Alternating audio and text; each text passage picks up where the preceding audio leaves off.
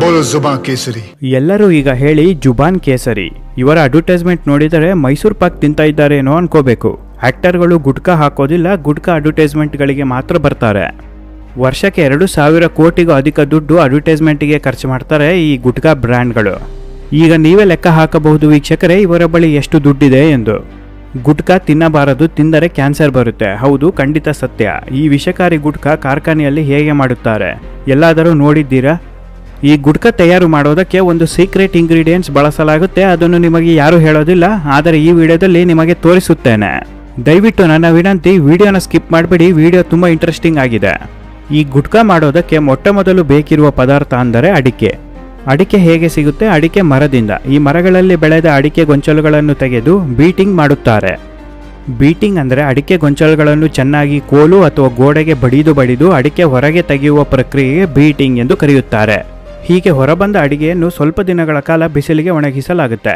ಈ ಅಡಿಕೆ ಒಳಗಡೆ ಏನಾದರೂ ತೇವಾಂಶ ಇದ್ದರೆ ಹೋಗಲಿ ಎಂದು ಈ ಪ್ರಕ್ರಿಯೆ ಅನುಸರಿಸುತ್ತಾರೆ. ನಂತರ ಒಣಗಿದ ಅಡಿಕೆಯಲ್ಲಿ ಸಿಪ್ಪೆ ಸುಲಿಯುವ ಪ್ರಕ್ರಿಯೆ ಆರಂಭವಾಗುತ್ತೆ. ಭಾರತ ದೇಶದಲ್ಲಿ ಅಡಿಕೆ ಸುಲಿಯುವವರಲ್ಲಿ 94% ಮಹಿಳೆಯರೇ ಇದ್ದಾರೆ. ಈ ಅಡಿಕೆ ಸುಲಿಯುವುದು ಅಷ್ಟು ಸುಲಭದ ಕೆಲಸವಲ್ಲ. ಎಲ್ಲ ಬೆರಳುಗಳಿಗೂ ದಪ್ಪ ಬಟ್ಟೆ ಸುತ್ತಿಕೊಂಡು ಅಡಿಕೆ ಸುಲಿಯಬೇಕು, ಇಲ್ಲ ಅಂದರೆ ಬೆರಳು ಕಟ್ಟಾಗುವ ಸಾಧ್ಯತೆ ಇರುತ್ತೆ. ಗುಟ್ಕಾ ಕಂಪನಿಯವರು ದಿನಕ್ಕೆ 1,000 ಕೋಟಿಗೂ ಅಧಿಕ ವಹಿವಾಟು ಮಾಡುತ್ತಾರೆ. ಆದರೆ ಈ ಅಡಿಕೆ ಸಿಪ್ಪೆ ಸುಲಿಯುವವರಿಗೆ ಒಂದು ದಿನಕ್ಕೆ ಕೇವಲ 250 ರೂಪಾಯಿ ಕೊಡುತ್ತಾರೆ. ಸಿಪ್ಪೆಯಿಂದ ಬೇರ್ಪಟ್ಟ ಅಡಿಕೆಯನ್ನು ಕೆಟ್ಟು ಕೊಳಕು ಕೆಂಪು ಬಣ್ಣಕ್ಕೆ ಬೆರೆಸಲಾಗುತ್ತೆ. ಗುಟ್ಕಾ ಸೇವನೆ ಮಾಡಿದಾಗ ಬಾಯಿ ತುಂಬ ಕೆಂಪು ಬಣ್ಣ ಆಗೋದಕ್ಕೆ ಈ ಕಲರ್ ಬಳಸುತ್ತಾರೆ. ಮತ್ತೊಂದು ಕಾರಣ ಏನಪ್ಪಾ ಅಂದರೆ ಕೆಂಪು ಬಣ್ಣ ಡೇಂಜರ್ ಅನ್ನು ಸೂಚಿಸುತ್ತದೆ. ಅಂದರೆ ಕೆಂಪು ಬಣ್ಣದ ಅರ್ಥ ಅಪಾಯ ಎಂದು ಸ್ವತಃ ಕಂಪನಿಯವರೇ ಇಂಡೈರೆಕ್ಟ್ ಆಗಿ ಹೇಳುತ್ತೆ. 100 ಡಿಗ್ರಿ ಸೆಲ್ಸಿಯಸ್ ಅಲ್ಲಿ ಅಡಿಕೆಯನ್ನು ಚೆನ್ನಾಗಿ ಕುದಿಸಲಾಗುತ್ತೆ. ಈ ಕುದಿಯುವ ಒಲೆಗೆ ಅಡಿಕೆ ಸಿಪ್ಪೆಯನ್ನೇ ಬಳಸಲಾಗುತ್ತೆ. ಇದೇ ಸಮಯದಲ್ಲಿ ಅಡಿಕೆಗೆ ವ್ಯಾಕ್ಸ್ ಹಾಕುತ್ತಾರೆ. ವ್ಯಾಕ್ಸ್ ಅಂದರೆ ಪ್ಯಾರಾಫಿನ್ ವ್ಯಾಕ್ಸ್, ಕನ್ನಡದಲ್ಲಿ ಮೇಣದ ಬತ್ತಿ. ಅಡಿಕೆಗೆ ಮೇಣದ ಬತ್ತಿ ಮಿಕ್ಸ್ ಆದ ಬಳಿಕ ಎಲ್ಲ ಅಡಿಕೆಯನ್ನು ಗ್ರೈಂಡಿಂಗ್ ಮಷಿನ್ಗೆ ಹಾಕಿ ಪುಡಿ ಮಾಡಲಾಗುತ್ತೆ. ನಂತರ ಇದಕ್ಕೆ ಬೇಕಾಗಿರುವ ಮುಖ್ಯವಾದ ಪದಾರ್ಥ ಅಂದರೆ ತಂಬಾಕು. ಈ ತಂಬಾಕು ಹೇಗೆ ಬೆಳೆಯುತ್ತಾರೆ ಎಂದು ಯೋಚನೆ ಮಾಡುತ್ತಿದ್ದೀರಾ? ಹಾಗಾದರೆ ಇಲ್ಲಿದೆ ಉತ್ತರ. ಮೊದಲಿಗೆ ತಂಬಾಕಿನ ಬೀಜವನ್ನು ಒಂದು ಸಣ್ಣ ಜಾಗದಲ್ಲಿ ನೆಡಬೇಕು. ಇದಕ್ಕೆ ಸೀಡ್ ಬೀಡ್ಸ್ ಎಂದು ಕರೆಯುತ್ತಾರೆ. 8 ರಿಂದ 10 ವಾರದ ನಂತರ ಈ ತಂಬಾಕು 10 ಇಂಚು ಬೆಳೆಯುತ್ತೆ. ನಂತರ ಹೀಗೆ ಬೆಳೆದ ತಂಬಾಕಿನ ಎಲೆಗಳನ್ನು ಸಣ್ಣ ಜಾಗದಿಂದ ಕಿತ್ತು ದೊಡ್ಡ ಬಯಲು ಜಾಗದಲ್ಲಿ ನೆಡಲಾಗುತ್ತೆ. 120 ದಿನಗಳ ನಂತರ ತಂಬಾಕಿನ ಎಲೆಗಳನ್ನು ಕತ್ತರಿಸಲಾಗುತ್ತೆ. ಹೀಗೆ ಕತ್ತರಿಸಿದ ಎಲೆಗಳನ್ನು ಕಾರ್ಖಾನೆಯಲ್ಲಿರುವ ಆರ್ಟಿಫಿಷಿಯಲ್ ಸನ್ಲೈಟ್ ಬಳಸಿಕೊಂಡು ಒಣಗಿಸಲಾಗುತ್ತೆ. ಒಂದು ಸಲ ಒಣಗಿದ ನಂತರ ತಂಬಾಕಿನ ಎಲೆಗಳನ್ನು ಗ್ರೈಂಡಿಂಗ್ ಮಷಿನ್ಗೆ ಹಾಕಿ ಪುಡಿ ಮಾಡುತ್ತಾರೆ. ನಂತರ ಅಡಿಕೆ, ತಂಬಾಕು ಎರಡನ್ನು ಬೆರೆಸಲಾಗುತ್ತೆ. ಇದರ ಜೊತೆ ಇನ್ನೊಂದು ಸೀಕ್ರೆಟ್ ಇಂಗ್ರೀಡಿಯೆಂಟ್ಸ್ ಹಾಕುತ್ತಾರೆ. ಇದರ ಬಗ್ಗೆ ನಿಮಗೆ ಯಾರು ಹೇಳೋದಿಲ್ಲ, ಆದರೆ ನಾನು ಹೇಳುತ್ತಿದ್ದೇನೆ. ಈ ಗುಟ್ಕಕ್ಕೆ ಏನು ಬೆರೆಸುತ್ತಾರೆ ಎಂದು ಗೊತ್ತಾದರೆ ಎದೆ ಬಡಿತವೇ ನಿಂತು ಹೋಗುತ್ತೆ. ಯಾರಾದರೂ ಗುಟ್ಕಾ ತಿನ್ನುತ್ತಾ ಈ ವಿಡಿಯೋ ನೋಡುತ್ತಾ ಇದ್ದರೆ ಸ್ವಲ್ಪ ಹುಷಾರಾಗಿರೆ. ವೀಕ್ಷಕರೇ, ಭಾರತ ದೇಶದಲ್ಲಿರುವ ಎಲ್ಲ ಗುಟ್ಕಾ ಬ್ರ್ಯಾಂಡಿಗೆ ಗ್ಲಾಸ್ ಪುಡಿ ಬೆರೆಸಲಾಗುತ್ತೆ. ಹೌದು ವೀಕ್ಷಕರೇ, ನೀವು ಸರಿಯಾಗಿ ಕೇಳಿಸಿಕೊಂಡಿದ್ದೀರಾ, ಗಾಜಿನ ಪುಡಿ ಬೆರೆಸುತ್ತಾರೆ. ಗ್ಲಾಸ್ ಬಾಟಲ್ಗಳನ್ನು ಮಷಿನ್ಗೆ ಹಾಕಿ ನುಣ್ಣಗೆ ಪುಡಿ ಮಾಡಲಾಗುತ್ತೆ.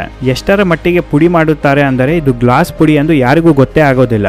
ಈ ಗುಟ್ಕಾ ತಿಂದಾಗ ಬಾಯಿ ಸ್ವಲ್ಪ ಸೀಳುತ್ತೆ. ಈ ತರ ಸೀಳಿದಾಗ ಮತ್ತೆ ಗುಟ್ಕಾ ತಿಂದಾಗ ರುಚಿ ಮತ್ತು ನಶೆ ಹೆಚ್ಚಾಗುತ್ತೆ. ಇದಕ್ಕೆಲ್ಲ ಕಾರಣ ಈ ಗ್ಲಾಸ್ ಪುಡಿ. ಇದೇ ಕಾರಣಕ್ಕೆ ಗುಟ್ಕಾ ಸೇವನೆ ಮಾಡೋರು ಖಾರದ ಪದಾರ್ಥವನ್ನು ಅತಿ ಹೆಚ್ಚಾಗಿ ಸೇವನೆ ಮಾಡೋದಿಲ್ಲ. ಈ ಗ್ಲಾಸ್ ಪುಡಿ ದೇಹದ ಒಳಗೆ ಹೋದರೆ ಕ್ಯಾನ್ಸರ್ ಬರದೆ ಇನ್ನೇನು ಬರುತ್ತೆ.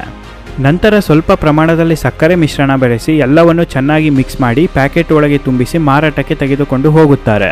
ವೀಕ್ಷಕರೇ, ಇಂದಿಗೂ ನಿಮಗೆಲ್ಲರಿಗೂ ಕಾಡುತ್ತಿರುವ ಪ್ರಶ್ನೆ, ಗುಟ್ಕಾವನ್ನು ಯಾಕೆ ಬ್ಯಾನ್ ಮಾಡೋದಕ್ಕೆ ಸಾಧ್ಯವಾಗುತ್ತಿಲ್ಲ? ಭಾರತ ದೇಶದಲ್ಲಿ ಯಾವುದೇ ಸರ್ಕಾರ ಅಧಿಕಾರಕ್ಕೆ ಬರಲಿ, ಈ ಗುಟ್ಕಾ ಬ್ಯಾನ್ ಮಾಡಲು ಸಾಧ್ಯವೇ ಇಲ್ಲ. ಈ ಗುಟ್ಕಾ ತಂಬಾಕಿನಿಂದ ಭಾರತ ದೇಶಕ್ಕೆ GST ಮುಖಾಂತರ ವರ್ಷಕ್ಕೆ 53,750 ಕೋಟಿ ರೂಪಾಯಿ ಸಂಗ್ರಹ ಆಗುತ್ತಿದೆ. ಈ ವಿಚಾರದ ಬಗ್ಗೆ ಭಾರತದ ಫೈನಾನ್ಸ್ ಮಿನಿಸ್ಟರ್ ನಿರ್ಮಲಾ ಸೀತಾರಾಮನ್ ಅವರೇ ಹೇಳಿದ್ದಾರೆ. ನಮ್ಮ ದೇಶದಲ್ಲಿ ಒಟ್ಟು ಗುಟ್ಕಾ ಸೇವನೆ ಮಾಡುತ್ತಿರುವವರ ಸಂಖ್ಯೆ ಬರೋಬ್ಬರಿ 30%. ಭಾರತ ದೇಶದ ಜನಸಂಖ್ಯೆಯಲ್ಲಿ ಲೆಕ್ಕ ಹಾಕಿದರೆ 37 ಕೋಟಿಯಿಂದ 40 ಕೋಟಿ ಜನರು ಗುಟ್ಕಾ ಸೇವನೆ ಮಾಡುತ್ತಿದ್ದಾರೆ. ಒಂದು ಪಕ್ಷ ಏನಾದರೂ ಗುಟ್ಕಾ ಬ್ಯಾನ್ ಮಾಡಿದರೆ ಸರ್ಕಾರವೇ ಬಿದ್ದು ಹೋಗುವ ಸಾಧ್ಯತೆ ಇರುತ್ತೆ. ಪ್ರತಿದಿನ ಭಾರತ ದೇಶದಲ್ಲಿ 360 ಕೋಟಿ ರೂಪಾಯಿ ಗುಟ್ಕಾ ಪ್ಯಾಕೆಟ್ ಸೇಲ್ ಆಗುತ್ತೆ. ವಿಶ್ವದಲ್ಲಿ ಅತ್ಯಂತ ಹೆಚ್ಚು ಉಗುಳುವ ದೇಶ ಯಾವುದು ಎಂದರೆ ಭಾರತವೇ ಮೊದಲ ಸ್ಥಾನದಲ್ಲಿ ಬರುತ್ತೆ. ಗುಟ್ಕಾದಲ್ಲಿ ಅತಿ ಹೆಚ್ಚು ಫೇಮಸ್ ಬ್ರ್ಯಾಂಡ್ ಎಂದರೆ RMD ಗುಟ್ಕಾ ಬ್ರ್ಯಾಂಡ್. ಈ RMD ಮಾಲೀಕನ ಹೆಸರು ಮಣಿಚಂದನ್ ಗುಟ್ಕಾ. ಇವರು ತಮ್ಮ ಮನೆಯನ್ನು ಸಂಪೂರ್ಣವಾಗಿ ಬಂಗಾರದಿಂದ ನಿರ್ಮಾಣ ಮಾಡಿದ್ದಾರೆ. ಮಣಿಕ್ ಚಂದನ್ ಆಗಲಿ ಅವರ ಕುಟುಂಬವಾಗಲಿ ಇಂದಿಗೂ ಗುಟ್ಕಾದ ರುಚಿ ನೋಡಿಲ್ಲ. 2017ರಲ್ಲಿ RMD ಮಾಲೀಕ ಮನಿಕ್ ಚಂದ್ ಅವರಿಗೆ ಕ್ಯಾನ್ಸರ್ ಬಂದು ನರಳಿ ಪ್ರಾಣ ಬಿಡುತ್ತಾರೆ. ಪ್ರತಿ ವರ್ಷ 20 ಲಕ್ಷಕ್ಕೂ ಅಧಿಕ ಜನರಿಗೆ ಗುಟ್ಕಾ ಕ್ಯಾನ್ಸರ್ ಬರುತ್ತೆ. ಇದರಲ್ಲಿ 6 ರಿಂದ 7 ಲಕ್ಷಕ್ಕೂ ಅಧಿಕ ಮಂದಿ ಸಾವನ್ನಪ್ಪುತ್ತಾರೆ. ಈಗಿನ ಸಮಯದಲ್ಲಿ ಕೇವಲ 20ನೇ ವಯಸ್ಸಿನ ಯುವಕರ ಬಾಯಲ್ಲಿ ಗುಟ್ಕಾ ಕಂಡು ಬರುತ್ತೆ. 35 ರಿಂದ 45 ವರ್ಷದ ಒಳಗಡೆ ಸಡನ್ ಕ್ಯಾನ್ಸರ್ ಅಟ್ಯಾಕ್ ಆಗುವ 99% ಸಾಧ್ಯತೆ ಇರುತ್ತೆ. ವರ್ಷಗಟ್ಟಲೆ ಗುಟ್ಕಾ ತಿಂದು ಕ್ಯಾನ್ಸರ್ ಬಂದಿಲ್ಲ ಎಂಬುವ ಒಂದು ಉದಾಹರಣೆ ಕೂಡ ಇದುವರೆಗೂ ಭಾರತ ದೇಶದಲ್ಲಿ ಕಂಡು ಬಂದಿಲ್ಲ. ಮತ್ತೊಂದು ಅಚ್ಚರಿಯ ಸಂಗತಿ ಏನಪ್ಪಾ ಅಂದರೆ, ನೀವೇನಾದರೂ ಈಗ ಗುಟ್ಕಾ ಸೇವನೆ ನಿಲ್ಲಿಸಿದರೆ ನಿಮ್ಮ ದೇಹದಲ್ಲಿ ಆಗಿರುವ ಅಡ್ಡ ಪರಿಣಾಮಗಳು ಕೇವಲ 6 ರಿಂದ 8 ತಿಂಗಳಲ್ಲಿ ಗುಣಮುಖವಾಗುತ್ತೆ. ಗುಣಮುಖ ಆಗಿರುವ ಎಷ್ಟೋ ಉದಾಹರಣೆಗಳು ಭಾರತ ದೇಶದಲ್ಲಿ ಕಂಡುಬರುತ್ತೆ. ಸ್ನೇಹಿತರೆ, ಕ್ಯಾನ್ಸರ್ ಬರುವ ಮುಂಚೆ ಗುಟ್ಕಾ ಸೇವನೆ ನಿಲ್ಲಿಸಿ. ಒಂದು ಸಲ ಗುಟ್ಕಾ ಕ್ಯಾನ್ಸರ್ ಬಂದರೆ ನರಕಕ್ಕೆ ಹೋದ ಅನುಭವ ಆಗುತ್ತೆ. ನಿಮ್ಮನ್ನು ನಂಬಿಕೊಂಡ ಕುಟುಂಬ ಕಣ್ಣೀರಲ್ಲಿ ಜೀವನ ಸಾಗಿಸಬೇಕಾಗುತ್ತೆ. ಜೀವನ ಪೂರ್ತಿ ದುಡಿದ ದುಡ್ಡು ಕ್ಯಾನ್ಸರ್ ಟ್ರೀಟ್ಮೆಂಟ್ಗೆ ಹಾಕಬೇಕು, ಆದರೂ ಪ್ರಾಣ ಪಕ್ಷಿ ಹಾರಿ ಹೋಗುತ್ತೆ. ವೀಕ್ಷಕರೇ, ನಿಮಗೆ ಈ ವಿಡಿಯೋ ಇಷ್ಟ ಆಗಿದ್ರೆ ದಯವಿಟ್ಟು ಒಂದು ಲೈಕ್ ಕೊಡಿ. ಕಮೆಂಟ್ ಮೂಲಕ ನಿಮ್ಮ ಅಭಿಪ್ರಾಯ ಅನಿಸಿಕೆಗಳನ್ನು ಹಂಚಿಕೊಳ್ಳಿ. ನಿಮ್ಮ ಸ್ನೇಹಿತರು ಯಾರಾದರೂ ಗುಟ್ಕಾ ಹಾಕಿಕೊಳ್ಳುತ್ತಿದ್ದರೆ ಈ ವಿಡಿಯೋನ ಅವರಿಗೆ ಶೇರ್ ಮಾಡಿ. ಮತ್ತೆ ಮುಂದಿನ ವಿಡಿಯೋದಲ್ಲಿ ಸಿಗುತ್ತೇನೆ. ಅಲ್ಲಿವರೆಗೂ ಎಲ್ಲರಿಗೂ ಶುಭ ದಿನ.